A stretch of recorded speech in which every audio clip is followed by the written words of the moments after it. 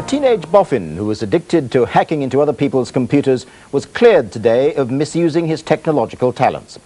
A court was told that Paul Bedworth's obsession cost several organisations tens of thousands of pounds. But he never intended to break the law. Now he's getting his computers back with a promise that his hacking days are over. Peter Sharp has the story. Paul Bedworth was said to have lived in a twilight world of computers, addicted to hacking into systems around the world. From his home in Ilkley, he shut himself away from friends and family, spending hours at his keyboard every day, hacking into data systems across Europe. Wiring in a £200 5-year-old BBC computer across the phone lines, he linked up with the mainframe at Leeds Polytechnic, and from there, anywhere he could gain access. At the Financial Times, his disruption cost the company £24,000. At one stage, he tried to break into Menwith Hill, the high-security US communications base in Yorkshire, but despite repeated attempts, failed to break their computer's access code. Today, he walked free from a London court. I'm not going to hack again, ever. Have you learnt a lesson? I don't think I could get off computers altogether, but I'm channeling my efforts into things like programming and getting away from hacking. It was very difficult to get him off the computer. I think it's going to be a problem in the future for parents. You know, I think anybody who's got a computer in the home might face a similar problem.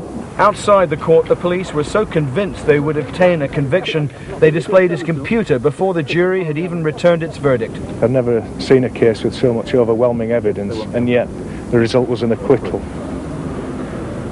I'm quite devastated, to say the least. But we've got to have due regard for what the jury said, and I respect their decision. Police are now worried about what kind of a message this not guilty verdict will send to other hackers across the country. Peter Sharp, News at 10 in London.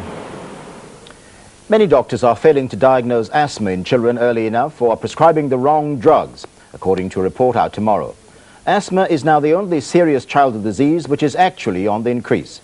The British Thoracic Society fears that some youngsters are suffering unnecessarily and is sending out new guidelines to GPs. Here's our science editor, Lawrence McGinty. 1 in 10 children, like 5-year-old Carly, has asthma. The disease is now the commonest chronic illness in children. Carly's mother was so worried by her daughter's attacks, she rushed her to hospital. I was frightened, really frightened, because, she couldn't get a breath, and she was scared herself. But she turned around and said to me in the words, "I'm not going to die, am I?" And, that made me really upset when she said that. Doctors now believe that with the correct drug treatment, childhood asthma can be controlled. 1 person dies from asthma every 4 hours in this country. Now we think that 80% of those deaths are avoidable. New guidelines for treating children, say doctors, should prescribe drugs like Intal to control inflammation of the airways in the lungs, instead of relying on drugs like Ventolin to open up the airways. At the moment, if you look at GP prescribing, many of the general practitioners use far too many bronchodilator drugs, which just open up the airway, and don't actually prescribe the anti-inflammation drugs, which actually will probably stop the asthma attacks and actually reduce the inflammation and mucus production. Anti-inflammatory treatment has worked for 2-year-old Jessica, whose asthmatic cough was so bad she vomited almost daily. She's so much better with it. I can only see the benefits of it. There's no side effects, none that I can see. I can only see the pluses. Many cases of childhood asthma are misdiagnosed. It's hoped the new guidelines will improve diagnosis so treatment with the right drugs can start early. Lawrence McGinty, News at 10, Liverpool. Other news, the IRA says it murdered a soldier in South Armagh today. The 26-year-old Lance Corporal was hit in the chest by a single shot while on foot patrol in the village of Forkhill near the Irish border. It's thought the same sniper may have killed 3 other members of the security forces. The Belfast Aerospace Company shorts is to lose over 650 jobs. The company said the main reason for the cuts was a reduction in orders over the next 2 years. And police in Paris have arrested Mark Newell. He's the brother of Roderick Newell, who's accused of murdering his parents in Jersey over 5 years ago. It's expected that Mark Newell will face extradition application in connection with his parents' murder. The leaders of the BBC are dining together tonight after 2 difficult weeks. They're marking the departure of the former Director General, Sir Michael Chetland. He's leaving as the storm continues over the tax affairs of his successor, Mr. John Birt. As new Director General, Mr. Birt holds the most powerful job in British broadcasting. His decisions will affect every television viewer in the country. In Birt's Vision, tonight's Focus in Britain, we look at the man responsible for shaping the BBC of the 90s. The reporter is Julian Mannion. The modern-day successor to Lord Reith as Director General of the BBC now faces a struggle to restore his position as he tries to continue the reforms which have already affected some important programmes. John Birt is given credit for strengthening BBC television news. He's accused by his critics of making flagship current affairs programmes timid and boring. Recently, he approved the axing of El Dorado. Even as television channels multiply, decisions by the Director General influence the whole broadcasting industry and affect viewers and listeners throughout the country. In the last week, the battle over John Birt has been, at least in part, a battle for the soul of the BBC. One remark made by John Birt during the current crisis caused unintentional amusement. I have been, in my own talks with staff this week, asking them to understand that I came from another world. John Birt was, of course, referring to London Weekend Television, where he had created the worthy but little-watched programme Weekend World. Well, hello, number one. What's your name and where do you come from? But part of the Birt enigma is that he also launched Blind Date. Close friend Greg Dyke believes that Birt will now go on to show his management skills at the BBC. I believe the BBC will need to go through fairly fundamental change in the next few years. In the way that ITV has gone through change in the last 5 years.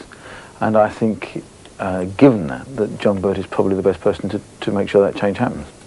The support of several leading BBC journalists, including political editor Robin Oakley, was a key to John Birt's survival this week. But the tax row also brought to the surface the widespread opposition to Birt, which exists inside the BBC.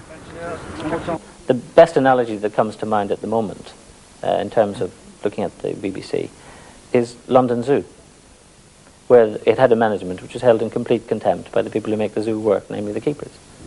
Ian Hargreaves was one of the top managers brought in by Birt and says that what his enemies don't like is his determination. If you disagree with what he's doing and you rail against it, reason against it, scream against it, and still the man goes on quietly and with determination saying, well, this is what we're going to do, it can make you quite irritated. Birt's supporters say that determination is now the key to the BBC's survival. In the tricky run-up to renewal of its charter, the Director General has to convince the Conservative government that it is becoming business-minded and efficient. Many leading Tories consider Birt the right man in spite of the tax row. I think he's been foolish in having this tax arrangement and hasn't done his reputation any good. But I think there's a big managerial job to be done in the BBC, seeing it through a difficult time of change, and the dealings that I had with him showed, at least to me, that he was a man who was capable of doing that. It will be as John Birt battles to define the BBC's future that the ordinary viewer will feel the impact. Earlier fears that Birt would favour more intellectual and less popular programming are now being vigorously denied. John wants, as we all want, the widest range of the best programmes of all kinds and plenty of popular programmes, but the best of that sort. But the future will mean staff cuts and more dissension. The question now is whether John Birt retains the personal authority to see it through. Julian Mannion, News at 10, Central London. Tomorrow the BBC's Board of Governors meets formally for the first time since the row over Mr. Birt's tax affairs began.